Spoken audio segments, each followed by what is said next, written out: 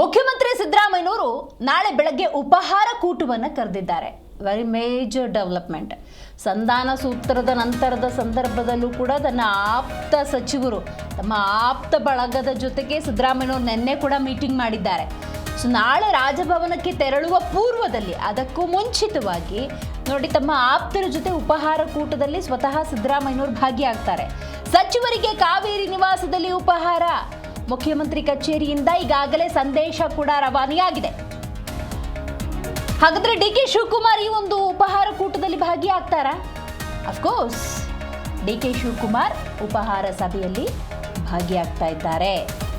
So ಹಾಗಾಗಿ ಈ ಉಪಹಾರ ಕೂಟವನ್ನ ಆಪ್ತರ ಜೊತೆಗಿನ ಚರ್ಚೆ ಅನ್ಕೋಬೇಕಾ? ಡಿ.ಕೆ. ಶಿವಕುಮಾರ್ ಅವರು ಕೂಡ ಆ ಸಭೆಯಲ್ಲಿ, ಅಂದರೆ ಉಪಹಾರ ಕೂಟದಲ್ಲಿ ಭಾಗಿಯಾಗಿರೋದ್ರಿಂದಾಗಿ ಮುಕ್ತವಾಗಿ ಆಗುವಂಥ ಚರ್ಚೆಯ ಒಂದು ಸಭೆ ಅಥವಾ ಬ್ರೇಕ್ಫಾಸ್ಟ್ ಅಂತ ಕರಿಬೇಕಾ, ಅದನ್ನು ಅವರೇ ಡಿಸೈಡ್ ಮಾಡಬೇಕು. ಬಟ್ ಈ ಎಲ್ಲ ಬೆಳವಣಿಗೆಗಳಲ್ಲಿ ರಾಜ್ಯದ ಜನ ಬಡವಾಗಿದ್ದಾರೆ. ಅದಂತೂ ಅಕ್ಷರಶಃ ನಿಜ. ಯಾಕಂದರೆ ಬೇಕಾದಷ್ಟು ಸಮಸ್ಯೆಗಳ ನಡುವೆ, ಬೇಕಾದಷ್ಟು ಅವ್ಯವಸ್ಥೆಗಳ ನಡುವೆ ಈ ಪ್ರಹಸನವನ್ನು ನೋಡುವಂತಾಯ್ತಲ್ಲ ಅಂತ. ಅದು ಯಾವುದೇ ಪಕ್ಷ ಆಡಳಿತವನ್ನು ನಡೆಸಲಿ, ಎರಡೂವರೆ ವರ್ಷ ಆಯಿತು ಅಂದರೆ ಇಂಥ ಕೆಲವೊಂದು ಬೆಳವಣಿಗೆಗಳು ಡೆಫಿನೆಟ್ಲಿ ನಡೆಯುತ್ತೆ. ಅದು ಕರ್ನಾಟಕ ಜನತೆಯ ದುರ್ದೈವ ಅಂತ ಹೇಳಿದ್ರು ಕೂಡ ತಪ್ಪಾಗೋದಿಲ್ಲ. ಎನಿಹೌ, ಬೆಳಗ್ಗೆ ಬ್ರೇಕ್ಫಾಸ್ಟ್ ಮೀಟಿಂಗ್ ಅಂತೆ. ಸೊ ಎಲ್ಲ ಆಪ್ತ ಸಚಿವರ ಜೊತೆ ಉಪಹಾರ ಕೂಟದಲ್ಲಿ ಸಿದ್ದರಾಮಯ್ಯನವರು ಭಾಗಿಯಾಗ್ತಾರೆ. ಸಚಿವರಿಗೆ ಕಾವೇರಿ ನಿವಾಸದಲ್ಲಿ ಬ್ರೇಕ್ಫಾಸ್ಟ್ನ ವ್ಯವಸ್ಥೆಯನ್ನು ಮಾಡಲಾಗಿರುತ್ತೆ. ಡಿ.ಕೆ. ಶಿವಕುಮಾರ್ ಕೂಡ ಭಾಗಿಯಾಗ್ತಾ ಇದ್ದಾರೆ ಈ ಒಂದು ಉಪಹಾರ ಸಭೆಯಲ್ಲಿ. ಮುಖ್ಯಮಂತ್ರಿ ಕಚೇರಿಯಿಂದ ಈಗಾಗಲೇ ಸಂದೇಶ ರವಾನೆಯಾಗಿದೆ. ಸೊ 9 ಗಂಟೆ ಸುಮಾರಿಗೆ ರಾಜ್ಯಪಾಲರನ್ನು ಭೇಟಿಯಾಗ್ತಾರೆ. ರಾಜೀನಾಮೆ ಸಲ್ಲಿಸುವ ಸಾಧ್ಯತೆ ಅಥವಾ ಸಂಭವ ಹೆಚ್ಚಿದೆ.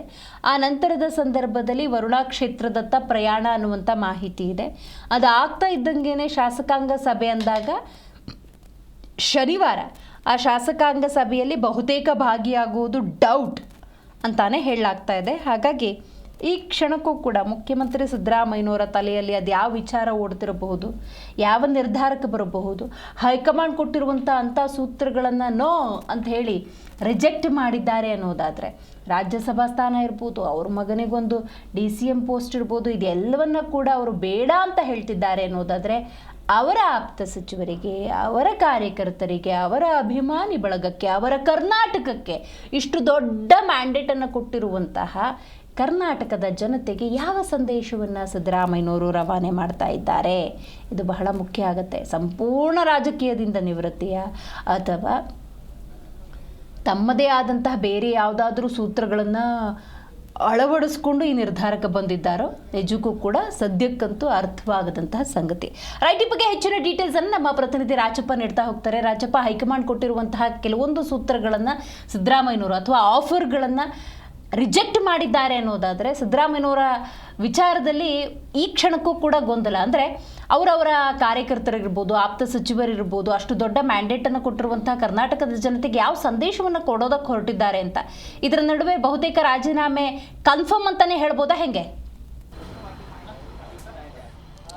ದಿವೇಶಿ, ನಾಳೆ ಬೆಳಗ್ಗೆ ಮುಖ್ಯಮಂತ್ರಿ ಸಿದ್ದರಾಮಯ್ಯನವರು ಇಲ್ಲಿ ಸಚಿವರ ಔತಣ ಕೂಟ ಅಥವಾ ಉಪಹಾರ ಕೂಟ ಕರೆದಿದ್ದಾರೆ. ಆ ಉಪಹಾರ ಕೂಟದ ನಂತರ ನೇರವಾಗಿ ರಾಜಭವನಕ್ಕೆ ತೆರಳಿ ರಾಜೀನಾಮೆಯನ್ನು ಕೊಡ್ತಾರೆ. ಹಾಗಾಗಿ ಬಹುತೇಕ ಎಲ್ಲ ಹಿರಿಯ IAS ಅಧಿಕಾರಿಗಳು, ಅಪರ ಮುಖ್ಯ ಕಾರ್ಯದರ್ಶಿಗಳ ಕಚೇರಿಗಳಿಗೆ, ಮುಖ್ಯಮಂತ್ರಿಗಳು ಮತ್ತು ಸಚಿವರ ಕಚೇರಿಗಳಿಗೆ ಸಂದೇಶ ರವಾನೆ ಆಗಿದೆ. ಮುಖ್ಯಮಂತ್ರಿಗಳು ನಾಳೆ ಬೆಳಗ್ಗೆ ರಾಜೀನಾಮೆ ಕೊಡ್ತಾರೆ ಅಂತ. ಹಾಗಾಗಿ ಬಹುತೇಕ ಪಕ್ಕ 100% ಶೂರ್ ಆಗಿದೆ. ಎರಡನೇ ವಿಷಯ ಅಂತಂದರೆ, ತಾವೇನು ಪ್ರಶ್ನೆಯನ್ನು ಮಾಡಿದ್ರಿ, ಮುಖ್ಯಮಂತ್ರಿ ಸಿದ್ದರಾಮಯ್ಯನವರು ಅವ್ರಿಗೆ ಮ್ಯಾಂಡೇಟ್ ಕೊಡಿದ್ರೆ ಜನತೆ, ಅವರ ಸಂದೇಶ ಏನು ಅಂತ. ಅವ್ರ ಸಂದೇಶ ರಾಜಕೀಯವಾಗಿ ಕ್ಲಿಯರ್ ಆಗಿದೆ. ಒಂದು ವೇಳೆ ಸಿದ್ದರಾಮಯ್ಯನವರು ಈ ಸಂದರ್ಭದಲ್ಲಿ ಆಟವನ್ನು ಆಡದೆ ದಾಳವನ್ನು ಉಳಿಸಿದ್ದೇ ಆದಲ್ಲಿ ಅದು ರಾಜಕೀಯವಾಗಿ ಸಿದ್ದರಾಮಯ್ಯನವ್ರಿಗೆ ಒಂದು ಘನತೆಗೆ ಚ್ಯುತಿ ಆಗುತ್ತೆ. ಯಾಕಂದರೆ JDSನ ಬಿಟ್ಟು ಕಾಂಗ್ರೆಸ್ ಬಂದ ಸಿದ್ದರಾಮಯ್ಯನವರಿಗೆ 10 ವರ್ಷಗಳ ಕಾಲ ವಿಪಕ್ಷ ನಾಯಕರಾಗಿ, ಅದಾದ ನಂತರ 8 ವರ್ಷಗಳ ಕಾಲ ಮುಖ್ಯಮಂತ್ರಿ ಆಗಲಿಕ್ಕೆ ಕಾಂಗ್ರೆಸ್ ಪಕ್ಷ ಅವಕಾಶ ಕೊಟ್ಟಿದೆ. ಅಂತಹ ಸಂದರ್ಭದಲ್ಲಿ ಪಕ್ಷದ ವರಿಷ್ಠರು ಕೊಟ್ಟಂಥ ಸೂಚನೆಯನ್ನು ಪಾಲಿಸಿ ಮುಖ್ಯಮಂತ್ರಿಗಳು ಸ್ಮೂತಾಗಿ ನಿರ್ಗಮನ ಆಗಿದ್ದೇ ಆದಲ್ಲಿ ಅವರ ಗೌರವಕ್ಕೂ ಗೌರವ ಮತ್ತಷ್ಟು ಹೆಚ್ಚುತ್ತೆ ಮತ್ತು ಘನತೆಯೂ ಸಹ ಹೆಚ್ಚುತ್ತೆ. ಒಂದು ವೇಳೆ ಈ ಸಂದರ್ಭದಲ್ಲಿ ರಾಷ್ಟ್ರೀಯ ಅಧ್ಯಕ್ಷರು ಕೊಟ್ಟಂಥ ಅವಕಾಶ ಅಂತಂದರೆ ರಾಜ್ಯಸಭೆಗೆ ಬರುವಂಥದ್ದಿರ್ಬೋದು ಅಥವಾ ಬೇರೆ ಆಫರ್ಗಳಿರ್ಬೋದು, ಇನ್ಕ್ಲೂಡಿಂಗ್ ಅವರ ಮಗನಿಗೆ DCM ಸ್ಥಾನದ ಬಗ್ಗೆಯೂ ಸಹ ಅವರು ವಿರೋಧವನ್ನು ವ್ಯಕ್ತಪಡಿಸಿದ್ದಾರೆ ಬೇಡ ಅಂತ. ಯಾಕಂದರೆ ಸಿದ್ದರಾಮಯ್ಯವ್ರಿಗೆ ತನ್ನ ಒಂದು ಅಧಿಕಾರವನ್ನು ಬಿಟ್ಕೊಡ್ಬೇಕು ಅಂತಂದರೆ ಆಪ್ಷನ್ಗಳಿತ್ತು. ಅವರು ಬೇಡಿಕೆಯನ್ನು ಈಡೇರಿಕೆ ಮಾಡ್ಕೊಳ್ಳಿಕ್ಕೆ ಇದನ್ನು ದಾಳವಾಗಿ ಬಳಸ್ಕೊಂಡ್ರು ಅಂತ ಒಂದು ಆಪಾದನೆ ಅವರ ಜೀವನ ಪರ್ಯಂತ ಉಳ್ಕೊಳ್ಳೋದು ಬೇಡ ಅಂತ. ಮತ್ತು ಇದುವರೆಗೆ ಸಿದ್ದರಾಮಯ್ಯನ ಮೇಲೆ ಯಾವುದೇ ರಾಜಕೀಯವಾಗಿ ಕಪ್ಪು ಚುಕ್ಕೆಗಳಿಲ್ಲ. ಇಂತಹ ಸಂದರ್ಭದಲ್ಲಿ ಅಧಿಕಾರವನ್ನು ಬಿಟ್ಟು ಹೋಗೋ ಸಂದರ್ಭದಲ್ಲೂ ಸಹ ನಾವು ಈ ರೀತಿ ಡಿಮ್ಯಾಂಡ್ಗಳನ್ನು ಇಟ್ಕೊಂಡು ಹೋಗಿದ್ದೆ ಆದಲ್ಲಿ ರಾಜಕೀಯವಾಗಿ ಅದೊಂದು ಕೆಟ್ಟ ಸಂಪ್ರದಾಯಕ್ಕೆ ನಾಂದಿ ಆಡುತ್ತೆ. ಹಾಗಾಗಿ ನಾನು ಯಾವುದೇ ಈ ರೀತಿ ಒಂದು ಐಡ್ರಾಮಾ ಕ್ರಿಯೇಟ್ ಮಾಡೋದಿರ್ಬೋದು, ಡಿಮ್ಯಾಂಡ್ ಕ್ರಿಯೇಟ್ ಮಾಡೋದು ಬೇಡ ಅಂತ.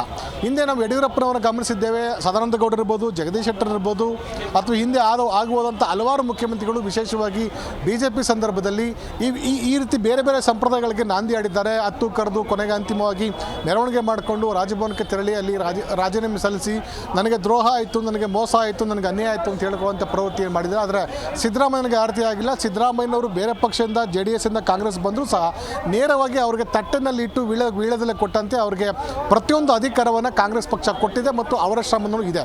ಹೀಗಾಗಿ ಇಂತಹ ಸಂದರ್ಭದಲ್ಲಿ ಅವರ ಅಧಿಕಾರದ ಅಂತ್ಯದ ಕಾಲದಲ್ಲಿ ಸುಸೂತ್ರವಾಗಿ ಅಥವಾ ಗೌರವಯುತವಾಗಿ ಘನತೆಯಿಂದ ತಮ್ಮ ಹುದ್ದೆಯಿಂದ ನಿರ್ಗಮಿಸುವ ಮೂಲಕ ಎಲ್ಲರಿಗೂ ಮಾದರಿಯಾಗಬೇಕು ಅಂತ ಸಂದೇಶವನ್ನು ಸಿದ್ದರಾಮಯ್ಯವರು ರವಾನೆ ಮಾಡುವಂಥ ಒಂದು ಸ್ಪಷ್ಟನೆ ಕಂಡು ಬರ್ತಾ ಇದೆ. ಇನ್ನು ಎರಡನೇದಾಗಿ ತಾವು ಬೆಂಬಲಿಗರು ಮತ್ತು ಅವರ ಸಚಿವರಿಗೆ ಹೇಳಿದ್ರು, ಪಕ್ಷ ರಾಜ್ಯದಲ್ಲಿ ಪಕ್ಷ ಸುಭದ್ರವಾಗಿದೆ, ಇನ್ನೂ 2 ವರ್ಷಗಳ ಕಾಲಾವಕಾಶ ಇದೆ. ಅಂಥ ಸಂದರ್ಭದಲ್ಲಿ ಯಾವ ಸಚಿವರು ಸಿದ್ದರಾಮಯ್ಯ ಕೈ ಬಿಡುವಂಥ ಪ್ರಶ್ನೆ ಉದ್ಭವಿಸೋದಿಲ್ಲ. ಯಾಕಂದರೆ ಈಗಾಗಲೇ ಆ ಸಂಬಂಧಪಟ್ಟಂತೆ ಸಾಕಷ್ಟು ಚರ್ಚೆಗಳು ಆಗಿವೆ. ಬೇಡಿಕೆಗಳು, ಡಿಮ್ಯಾಂಡ್ಗಳಿರ್ಬೋದು ಅಥವಾ ಏನು ಮಾಡ್ಬೋದು ಅಂತ ಬಗ್ಗೆಯೂ ಸಹ ವರಿಷ್ಠರು, ವಿಶೇಷವಾಗಿ ಮಲ್ಲಿಕಾರ್ಜುನ್ ಖರ್ಗೆ ಅವರು, ಬೇರೆ ಬೇರೆ ನಾಯಕರು ಸಹ ಚರ್ಚೆ ನಡೆಸಿದ್ದಾರೆ. ಇಂದು ಸುರ್ಜೇವಾಲಾ ರಾಜ್ಯಕ್ಕೆ ಬರ್ತಾ ಇದ್ದಾರೆ. ಅದಾದ ನಂತರ ಅವ್ರ ಜೊತೆನೂ ಸಹ ಬೇರೆ ಬೇರೆ ಚರ್ಚೆಗೆ ಒಂದು ಅಂತಿಮ ತೀರ್ಮಾನವನ್ನು ಕೈಗೊಳ್ಳುವಂಥ ಸಾಧ್ಯತೆ ಇದೆ.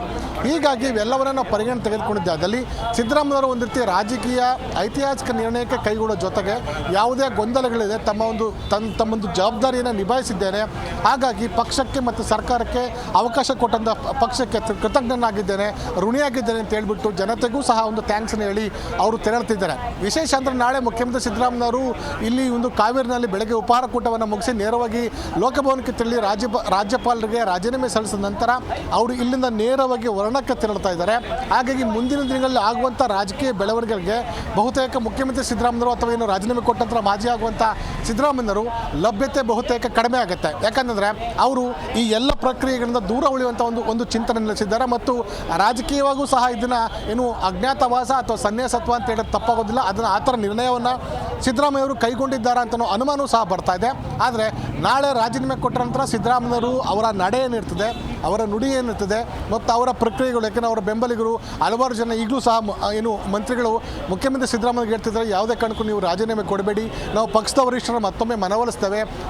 ರಾಹುಲ್ ಗಾಂಧಿ ಇರ್ಬೋದು, ಮಲ್ಲಿಕಾರ್ಜುನ್ ಖರ್ಗೆ ಅವ್ರನ್ನ ನಾವು ಮತ್ತೊಮ್ಮೆ ಭೇಟಿ ಮಾಡಿ ನಾವು ಮನವೊಲಿಸ್ತೇವೆ, ನೀವು ಯಾವುದೇ ಕಾರಣಕ್ಕೂ ರಾಜೀನಾಮೆ ಕೊಡಬೇಡಿ, ನಿಮ್ಮ ನಿರ್ಧಾರವನ್ನು ಸ್ವಲ್ಪ ದಿನ ಮುಂದೂಡಿ ಅಂತ ಹೇಳ್ತಾ ಇದ್ದಾರೆ. ಆದರೆ ಇದುವರೆಗೆ ಹಿಂದೆ ಇದ್ದಂಥ ಹಲವಾರುಗಳನ್ನ DCM DK ಶಿವಕುಮಾರ್ ಇರ್ಬೋದು, ಅವರ ಬೆಂಬಲಿಗರು ಶಾಸಕರು ಹೇಳ್ತಾ ಇದ್ದದ್ದು ಸಿದ್ದರಾಮಯ್ಯವರು ಈ ರೀತಿ ಬೇರೆ ಬೇರೆ ನೆಪಗಳನ್ನು ಇಟ್ಕೊಂಡು ಕಳೆದ ಬಾರಿ ವಿಧಾನಸಭೆ ಚುನಾವಣೆ ಇರ್ಬೋದು, ಬೇರೆ ಬೇರೆ ಚುನಾವಣೆಗಳಿರ್ಬೋದು, ಅದಾದ ನಂತರ ಪಂಚರಾಜ್ಯ ಚುನಾವಣೆ ಇರ್ಬೋದು, ನಂತರ ಬಜೆಟ್ ಇರ್ಬೋದು, ಈ ರೀತಿ ಅದಕ್ಕೂ ಮುಂಚೆನೇ ಬೆಳಗಾವಿ ಅಧಿವೇಶನ ರೀತಿ ಒಂದಲ್ಲ ಒಂದು ನೆಪಗಳನ್ನು ಮುಂದಿಟ್ಕೊಂಡು ಸಿದ್ದರಾಮಯ್ಯವರು DCM DK ಶಿವಕುಮಾರ್ಗೆ ಅಧಿಕಾರ ಹಸ್ತಾಂತರ ಮಾಡೋದರಲ್ಲಿ ಅವರು ತಡವನ್ನು ಮಾಡಿದ್ರು ಅಂತ ಆರೋಪ ಇದೆ. ಹಾಗಾಗಿ ಈ ಬಾರಿ ಅಂಥ ಆರೋಪಗಳು ಬರೋದು ಬೇಡ. ಸಿದ್ದರಾಮಯ್ಯವರು DCM DK ಶಿವಕುಮಾರ್ ಸಹ ಅಥವಾ ಸಿದ್ದರಾಮಯ್ಯವರು DCM ಇಬ್ಬರೂ ಸಹ ಒಟ್ಟಾಗಿ ಪಕ್ಷವನ್ನು ಸಂಘಟನೆ ಮಾಡಿ ಅಧಿಕಾರ ತಂದಿದ್ದಾರೆ. ಹಾಗೆ DCM DK ಶಿವಕುಮಾರ್ಗೂ ಸಹ ಅಧಿಕಾರವನ್ನು ಬಿಟ್ಟುಕೊಡಿ ಅಂತ ಒಂದು ಸಂದೇಶ ಅಥವಾ ಹಲವಾರು ಶಾಸಕರು ಸಾರ್ವಜನಿಕ ವಲಯದಲ್ಲಿ ವ್ಯಕ್ತವಾಗ್ತಾ ಇದೆ. ಹಾಗಾಗಿ ಇಂತಹ ಆರೋಪಗಳು ನನ್ನ ಮೇಲೆ ಬರೋದು ಬೇಡ.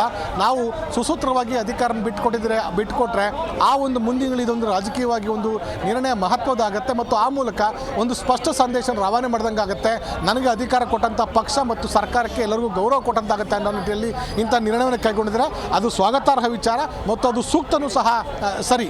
ಯಾಕಂದರೆ ಬೆಂಬಲಿಗರ ಹಿತರಕ್ಷಣೆ ಮಾಡುವಂಥದ್ದು ಪಕ್ಷ ಮತ್ತು ಸರ್ಕಾರದ ಜವಾಬ್ದಾರಿ ಇರ್ತದೆ, ಕೇವಲ ಸಿದ್ದರಾಮಯ್ಯ ಒಬ್ಬರ ಜವಾಬ್ದಾರಿ ಆಗೋದಿಲ್ಲ. ಹಾಗಾಗಿ ಬಹುತೇಕ ಸಿದ್ದರಾಮಯ್ಯ ಬೆಂಬಲಿಗರಿರ್ಬೋದು, ಸಚಿವರಿರ್ಬೋದು ಸಹ ಅವರು ಪ್ರಬಲರಾಗಿರ್ತಾರೆ, ರಾಜಕೀಯವಾಗಿ ಪ್ರಬಲರಾಗಿರ್ತಾರೆ, ಜಾತಿಯಲ್ಲಿ ಪ್ರಬಲರಾಗಿರ್ತಾರೆ, ಬೇರೆ ಬೇರೆ ರೀತಿಯಲ್ಲೂ ಸಹ ಅವರು ಸ್ವರೂಪದಲ್ಲಿ ತಮ್ಮದೇ ಅಂತ ಒಂದು ಪ್ರಭಾವಳಿಯನ್ನು ಸಚಿವರುಗಳು, ಶಾಸಕರು ಬೆಳೆಸ್ಕೊಂಡಿದ್ದಾರೆ.